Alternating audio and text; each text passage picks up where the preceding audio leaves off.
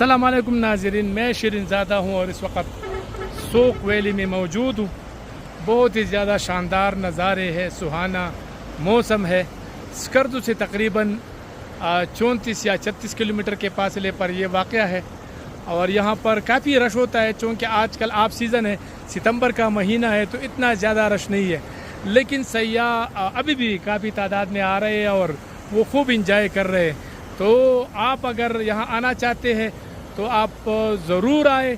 चतराल से स्कर्दू से आप बआसानी यहाँ पहुँच सकते हैं और मेन जो स्कर्दू रोड है यानी जगलोट स्कर्दू रोड, वहाँ से तकरीबन कोई ये 7-8 किलोमीटर के फासले पर है। सोक वैली, ये अपर सोक वैली हम इसको कह सकते हैं।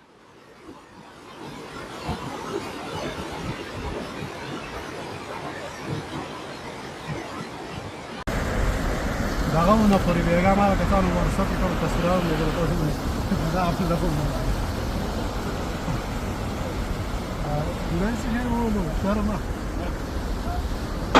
İşte bir burada ya